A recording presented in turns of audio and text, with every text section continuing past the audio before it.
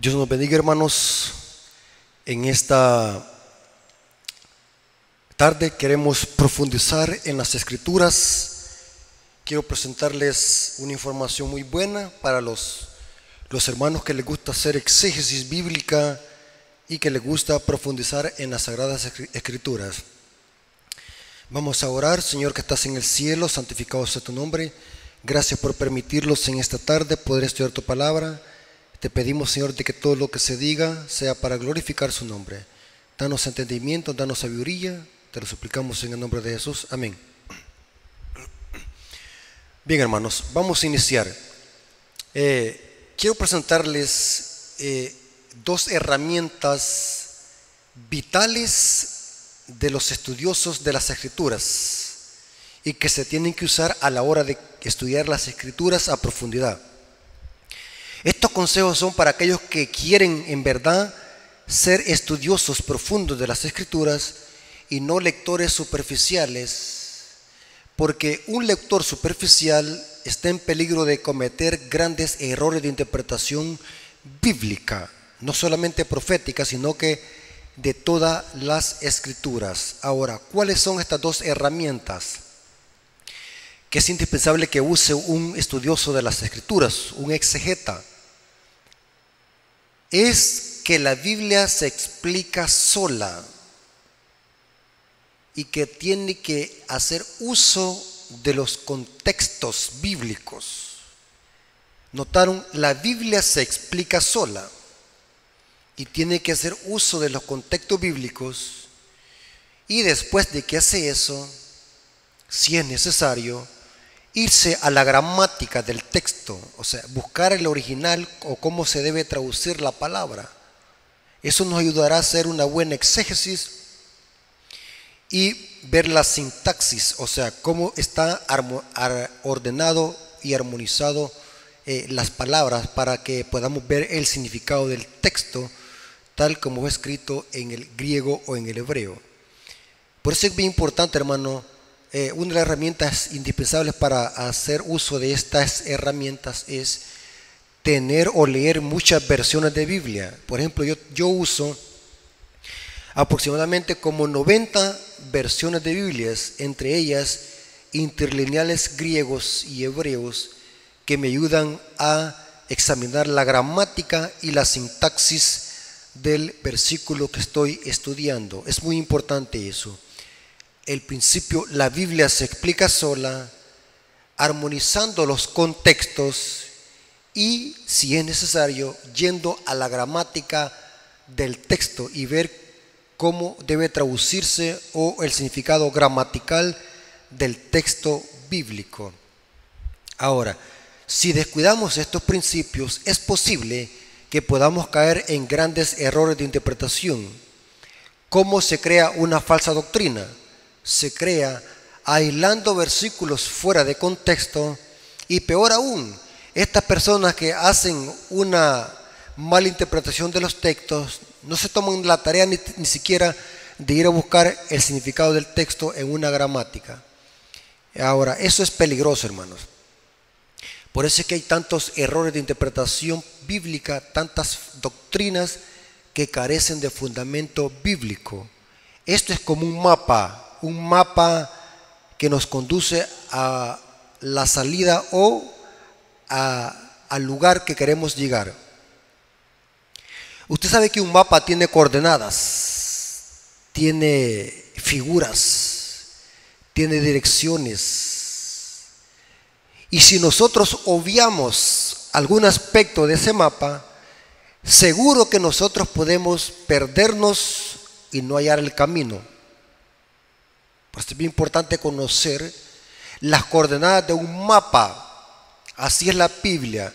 Si nosotros no respetamos los principios bíblicos en el cuales fueron establecidas las Escrituras, si nosotros usamos nuestras propias herramientas, obviando los contextos bíblicos y dejando que la Biblia sea su propio intérprete, seguro nos vamos a perder y vamos a enseñar errores abismales como los que circulan en el protestantismo y en el catolicismo romano.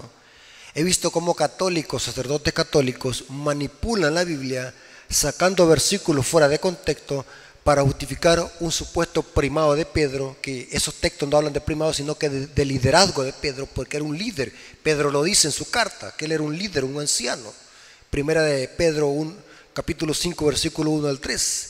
He visto cómo católicos sacan de contexto versículos para sostener un supuesto purgatorio.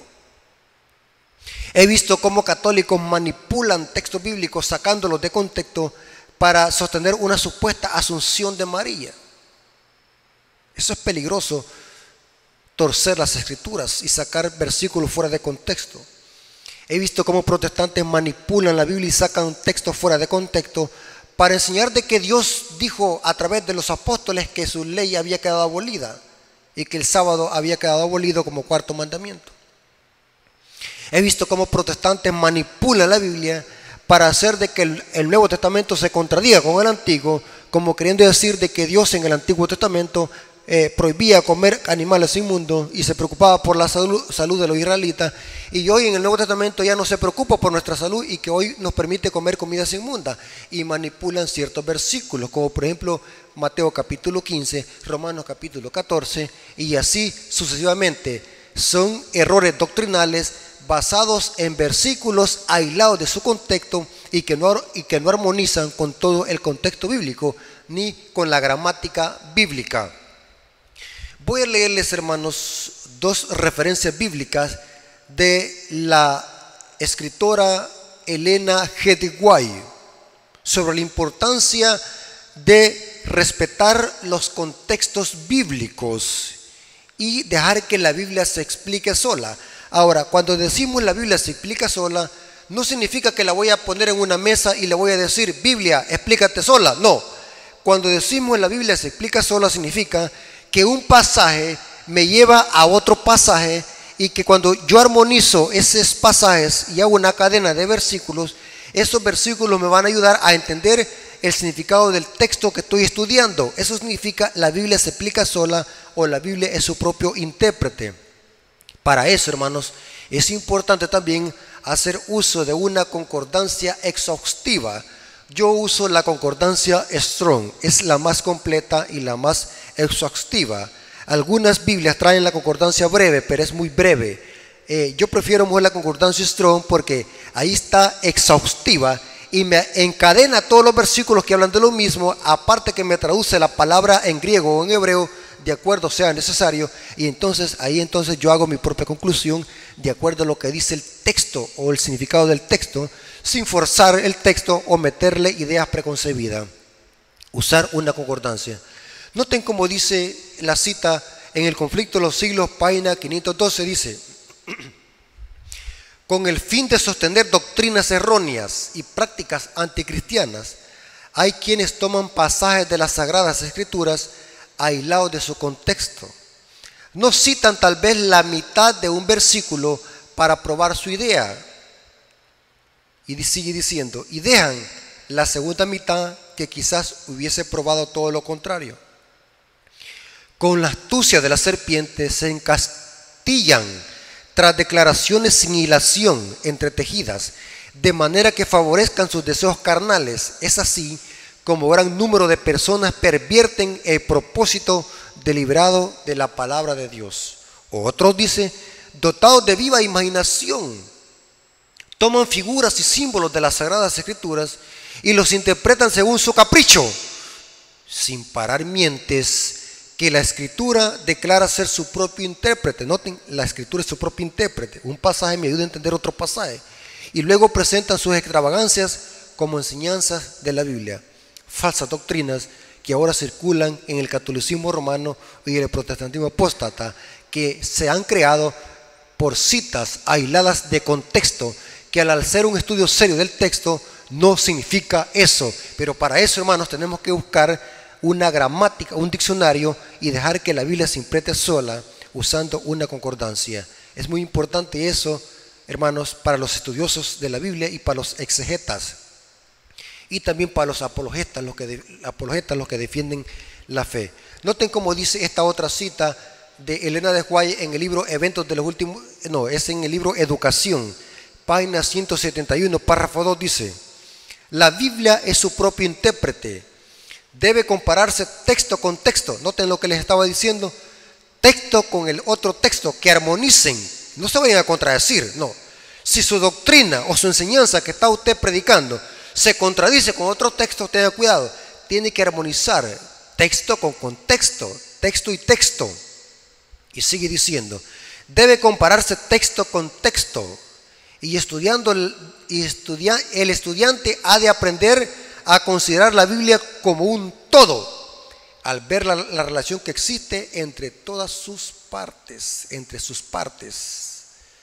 La Biblia es su propio intérprete, respetando los contextos, y si es necesario o si lo amerita, váyase a un interlineal griego y busque la gramática del texto. Por ejemplo, le voy a poner un ejemplo, cuál es importante la gramática.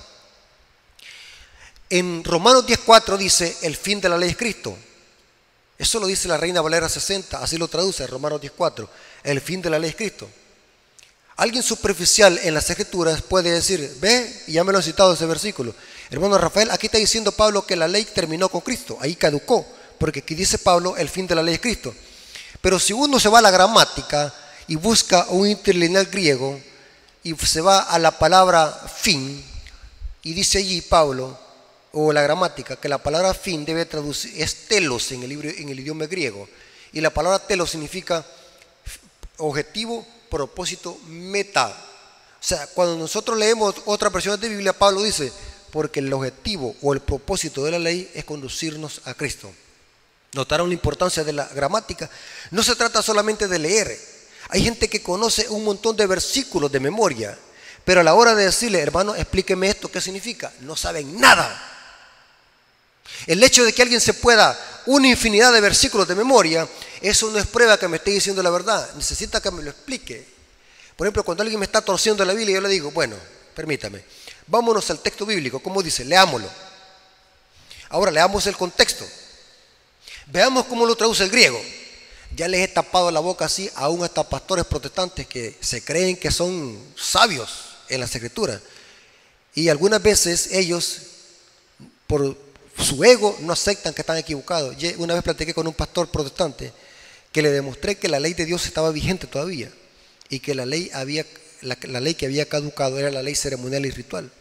Y se lo demostré con Efesios 2:15, donde Pablo dice que en su carne fueron abolidos los mandamientos expresados en ordenanza. Le hice un estudio exegético de ese versículo y yéndome a la gramática, y le demostré que la traducción correcta de ese texto es que Pablo está diciendo que lo que aboliendo en su carne la ley de los sacrificios, Pablo se refiere a esas ceremonias y ritos y sacrificios que los judíos habían tanto exagerado, que habían hecho separación entre judíos y gentiles y los habían excluido de la ciudadanía de Israel, aún hasta haciendo un muro en Jerusalén para adorar, para que los gentiles se separaran y se quedaran solamente en un determinado atrio en el templo de Jerusalén.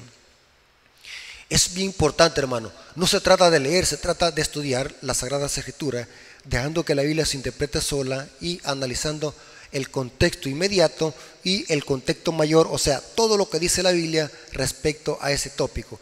Y verán cómo van a desmantelar cualquier doctrina católica y protestante. Ahora, les voy a mostrar un ejemplo de cuán importante es que la Biblia sea su propio intérprete. Les voy a demostrar un ejemplo, y es el ejemplo de la levadura. Vamos a ver, hermano, que la levadura tiene varios significados dependiendo del contexto. Noten que es bien importante. La levadura tiene, aunque sea la misma palabra que se usa en el versículo, pero dependiendo del contexto, esa palabra debe de tener diferentes significados. Vamos a verlo según la Biblia, la importancia de ver los contextos y de respetarlos para saber identificar los significados. Por ejemplo, ¿qué representa la levadura en la Biblia? La levadura en la Biblia representa pecado. En la Pascua, que era la primera fiesta de los israelitas, en la Pascua al pan no se le echaba levadura. ¿Por qué razón? Vamos a ver lo que dice Éxodo 12:8. Y vamos a ver de que la levadura en la Pascua representa o simboliza el pecado. Y que a la levadura no se le tenía que echar pan, porque al pan no se le tenía que echar levadura, porque el pan, según Juan 6, representa el cuerpo fisiológico de Jesús, la carne. Representa que Jesús no se iba a contaminar con el pecado. ¿Me estoy dando a entender, hermano? Eso representa la levadura en la Pascua. Vamos a ver lo que dice Éxodo 12:8. Dice: y aquella noche comerán carne asada al fuego, hablando del cordero pascual, y panes sin levadura. Noten que en la Pascua y en la fiesta de los panes sin levadura se comía pan sin levadura. Con hierbas amargas lo comerán. Noten que a la Pascua no se le echaba levadura, al pan no se le echaba levadura. Ahora, esto lo repite Levítico 2:11. Ninguna ofrenda que ofreceréis a Jehová será con levadura, porque de ninguna cosa leuda y de ninguna miel se ha de quemar ofrenda para Jehová. Aquí se menciona que ninguna ofrenda debería será con levadura, porque la levadura crece, símbolo de pecado, fermenta la masa. Noten lo que dice Levítico 23:4-6, hablando de la levadura también, y que aquí se refiere también a la Pascua. En la Pascua al pan no se le echaba levadura. Y noten cómo dice Levítico 23:4-6, dice: estas son las fiestas solemnes a Jehová, las convocaciones santas, a las cuales convocaréis en su tiempo, y el mes primero, a los 14 del mes, entre las 2 tardes. Esta palabra 2 tardes, hermanos, era porque para los judíos la primera tarde comenzaba desde el mediodía hacia adelante, aproximadamente de las 3 hasta las 3, y de las 3 hasta la puesta del sol comenzaba la otra tarde en la cultura judía. Por eso es que la Biblia dice que Jesucristo murió entre las 2 tardes. Aproximadamente Cristo fue crucificado a las 3 de la tarde, y ya a la puesta del sol había ya muerto, como decía la profecía. Y sigue diciendo: entre las 2 tardes, Pascua es a Jehová, y a los 15 días de este mes es la fiesta solemne de los panes sin levadura a Jehová. 7 días comeréis pan sin levadura. Noten que aquí se repite que el pan no tenía que llevar levadura. ¿Pero por qué? Porque en la Pascua la levadura simboliza el pecado. Noten lo que dice Pablo en 1 Corintios capítulo 5, versículos 7-8. Limpiaos pues de la vieja levadura. Y noten con qué la relaciona Pablo aquí. Para que seas nueva masa, sin levadura, como sois. Porque vuestra Pascua es Cristo, que ya fue sacrificado por nosotros. Así que celebremos la fiesta, no con la vieja levadura, ni con la levadura de malicia. Noten que Pablo relaciona aquí que la levadura con el pecado, con la malicia, con la maldad y de maldad, sino con panes sin levadura, de sinceridad y de verdad. Noten que en la Pascua, ¿qué representaba la levadura? El pecado, la maldad. Noten lo que dice el apóstol Pedro. ¿Por qué es que en la Pascua al pan no se le echaba levadura? Porque Cristo, el Cordero Pascual, iba a ser un cordero sin mancha y sin contaminación. O sea, aunque el cuerpo de Jesús era un cuerpo caído, un cuerpo que tenía una naturaleza pecaminosa, hablando humanamente como hombre, Él no se contaminó por el pecado, porque el pecado es infracción de la ley. O sea, Jesús no participó de la traición de la carne, o sea, no se dio a las tentaciones de la carne. O sea, Jesucristo tenía un carácter santo, una mente santa, en un cuerpo humano pecaminoso como el de nosotros. O sea, Jesús fue un cordero sin mancha y sin contaminación porque nunca pecó, aunque su cuerpo era idéntico al de nosotros, un cuerpo con carne pecaminosa. Eso lo dice Pablo en Romanos 8:3 y Hebreos 2, 14 al 18. Repito, Jesús tenía un cuerpo idéntico al de nosotros, que si Él quería podía ceder a la tentación, porque era carne de nuestra carne y hueso de nuestro hueso. Lo dice Pablo en Hebreos 2, 14. Pero su mente era una mente santa y un carácter santo que no permitió que su naturaleza humana pudiera dominar su mente y su mente poder pecar, porque el pecado se origina en la mente.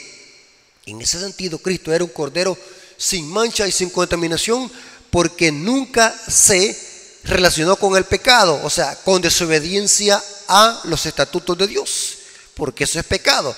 Noten lo que dice Primera de Pedro, capítulo 1, versículo 18 al 20, dice: sabiendo que fuiste rescatados de vuestra vana manera de vivir, la cual recibiste de vuestros padres, no con cosas corruptibles, como oro o plata, sino con la sangre preciosa de Cristo, como un cordero sin mancha y sin contaminación, ya destinado desde antes de la fundación del mundo, pero manifiesto en los postreros tiempos por amor a nosotros. ¿Por qué al pan no se le echaba levadura en la Pascua? Porque representaba que Cristo era un cordero sin mancha y sin contaminación, se humanizó, tomó un cuerpo humano idéntico al de nosotros, un cuerpo débil y degradado, para salvarlos a nosotros y así vencer el pecado en un cuerpo pecaminoso carnal, idéntico al de nosotros. Ahora, Cristo tenía un carácter santo, una mente santa en un cuerpo humano, y así pudo vencer el pecado, según Hebreos 2:14. Noten lo que dice el comentario bíblico adventista de la importancia que tenía la levadura, de no echarle levadura al pan en la Pascua. Noten lo que dice: el cordero asado debía comerse con panes sin levadura, pues la levadura produce fermentación, un símbolo natural de la impureza y la corrupción moral. ¿Qué representa? Moral. O sea, Cristo no se corrompió moralmente, porque la palabra moral significa con desobedecer los estatutos de Dios, tanto en la mente como en acción. Jesús era moralmente santo, aunque tenía un cuerpo pecaminoso carnal, según Romanos 8:3, idéntico al de nosotros, un cuerpo degradado, un cuerpo contaminado por la degradación física de más de 4000 años hasta llegar a su época, pero su mente era una mente santa. Moralmente Jesús era santo porque nunca desobedeció a los estatutos de Dios, porque eso es pecado. Pecado es infracción de la ley y transgresión de la ley. En griego es armatía y anomía. 1 Juan 3:4. Dice: es un símbolo natural de la impureza y la corrupción moral. Por esta razón la levadura también estaba excluida como contaminadora en las ceremonias en que se usaba cereales. Que Pablo entendía la levadura en este sentido se ve por una interpretación de la Pascua como símbolo de Cristo, y cita 1 Corintios 5:7. Estoy citando el comentario bíblico adventista sobre lo que significa la levadura en la Pascua, símbolo de pecado y corrupción moral. Por eso es que Cristo era un cordero sin mancha y sin contaminación. La levadura en la Pascua representa pecado, maldad, malicia y pecados, infracción de la ley. 1 Juan 3:4. Ahora, vamos a ver que ahora la levadura en el Pentecostés simboliza otra cosa. Según el contexto vamos a ver que simboliza otra cosa. Es interesante, hermano, que según la profecía, en el Pentecostés al pan sí se usaba levadura en el pan. Eso lo dice Levítico 23:17. Vamos a ver lo que dice Levítico 23:17. Vamos a ver de que era diferente. En el Pentecostés, en la fiesta del Pentecostés o la fiesta de la semana que seguía después de la Pascua y los panes sin levadura, ahí sí se le echaba levadura al pan. Note cómo dice Levíticos 23:17. Es muy extraño esto, hermanos, que estamos estudiando, pero ya vamos a ver por qué razón aquí es diferente. De vuestras habitaciones traeréis 2 panes para ofrenda mecida. Está hablando del Pentecostés, la fiesta de la semana. Que serán 2 décimas de efa de flor de harina cocidos con levadura. ¿Cómo? ¿Que eran cocidos con qué? Con levadura, como primicias para Jehová. Qué extraño, hermanos. ¿Cuántos se habían puesto a pensar esto? En la Pascua, 0 levadura en el pan. En el Pentecostés, échenle levadura, cocido con levadura. ¿Por qué esta aparente discrepancia? ¿Será que la Biblia se contradice? No, hermanos, porque la levadura en el Pentecostés representa otra cosa. La levadura representa en el Pentecostés, representa la levadura se echa en medio de la masa. En el Pentecostés la masa representa a la iglesia. La levadura representa al Espíritu Santo que es metido dentro de la masa para que la masa crezca. Así el Espíritu Santo es dado a la iglesia, que es la masa, para que el reino de Dios, que es la iglesia, crezca y se puede esparcir a través del Evangelio en toda la faz de la tierra. Esto lo comprobamos de que en la fiesta del Pentecostés, en Hechos capítulo 2, vemos que los discípulos estaban en el aposento alto que se representa a la masa, esperando que el Espíritu Santo llegara. El Espíritu Santo descendió sobre los discípulos y fueron llenos con el Espíritu Santo. ¿Y qué pasó entonces? La masa creció, se leudó. Representa que el Espíritu Santo estaba obrando en la masa, que es la iglesia, para que la iglesia pudiera esparcirse a través de la predicación del Evangelio. Y en efecto, el primer sermón que predicó Pedro, se bautizaron 3,000, como 3,000 personas. Después 4,000, después 8,000. Y Pablo dice en Colosenses que la iglesia, el reino de Dios se había expandido en toda la tierra en su época. La levadura en el día del Pentecostés representa la obra del Espíritu Santo haciendo crecer la masa que representa la iglesia. Eso lo notamos en Hechos 2, 1 al 3.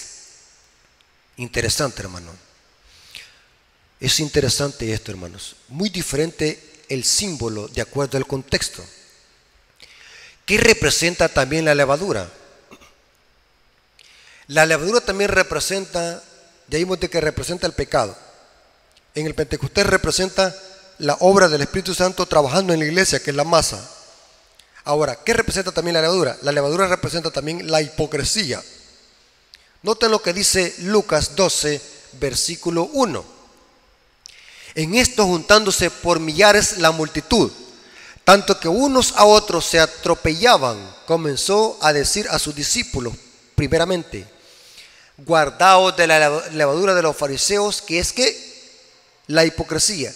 Noten en qué contexto Jesús usó la palabra levadura. La usó en el contexto de la hipocresía.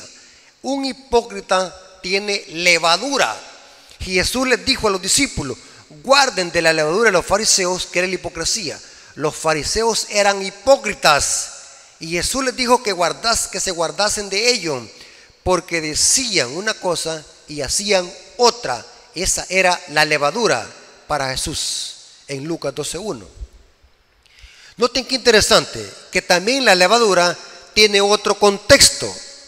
La levadura también representa las falsas doctrinas de los fariseos. Noten lo que dice Mateo capítulo 16, versículo 11 al 12. ¿Cómo es que no entendéis que no fue por el pan que os dije que os guardaréis de la levadura de los fariseos y de los saduceos? Entonces entendieron que no había dicho que se guardasen de la levadura del pan, sino de la doctrina de los fariseos y los saduceos. La levadura aquí Jesús se refería a la falsa doctrina de los fariseos y los saduceos, como por ejemplo la inmortalidad del alma que predicaban los fariseos y los saduceos que negaban la resurrección de Cristo. Dos falsas doctrinas que propagaban los fariseos y los saduceos. Y Jesús les dice a los discípulos, guárdense de esta levadura, de las falsas doctrinas de los fariseos y los saduceos.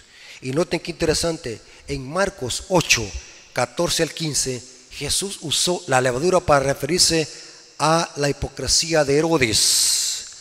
Habían olvidado de traer pan y no tenían sino un pan consigo en la barca. Y él les mandó diciendo, mirad, guardaos de la levadura de los fariseos y de la levadura de ¿quién? De Herodes. Estoy citando Marcos capítulo 8, versículo 14 al 15. ¿Notaron, hermanos, que ahora el contexto es diferente? Ahora, hay otro contexto de la levadura. Jesús usó una parábola de la levadura y eso está en Lucas 13, 20 al 21. Y Jesús relacionó la levadura con el reino de los cielos, cómo el Espíritu Santo trabaja en el corazón del hombre y cómo ese reino se expande. Y Jesús contó una parábola de la levadura. Y noten cómo dijo, Lucas 13, 20 al 21. Y volvió a decir, ¿a qué compararéis el reino de Dios? ¿Cuál es el reino de Dios en esta tierra? El contexto lo dice que se refiere a la iglesia en esta tierra. Cómo la iglesia de Dios crece en esta tierra a través de la obra y el poder del Espíritu Santo. Y volvió a decir, ¿a qué compararéis el reino de Dios? Es semejante a la levadura que una mujer tomó. La mujer en profecía representa iglesia. La tomó, la escondió en 3 medidas de harina hasta que todo hubo fermentado.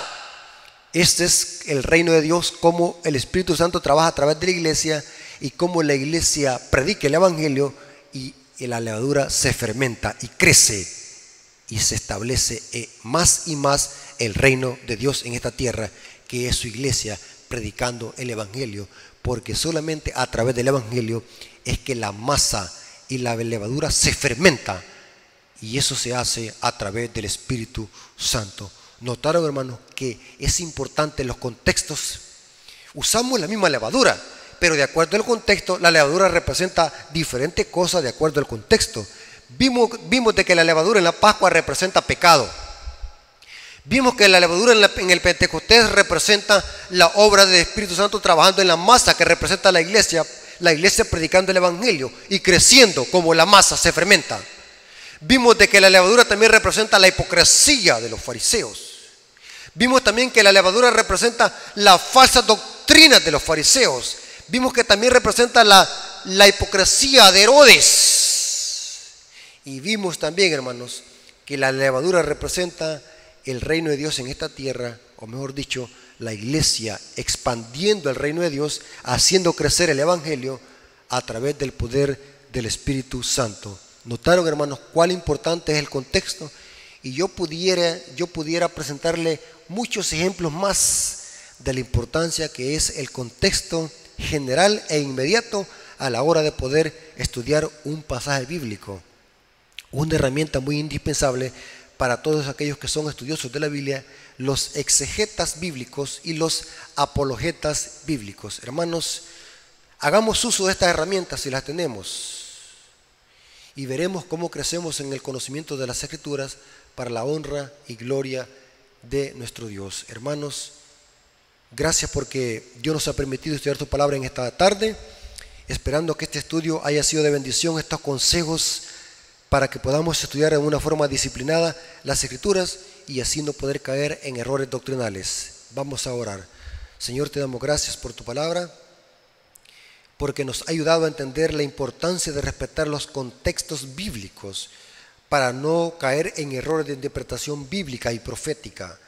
Bendice a los hermanos que van a estudiar tu palabra y que van a poner en práctica estos principios, dejando que la Biblia sea su propio intérprete, de que tu palabra sea tu propio intérprete, analizando los contextos tanto inmediatos como generales de todas las Escrituras, porque tu palabra toda es inspiración del mismo Espíritu Santo.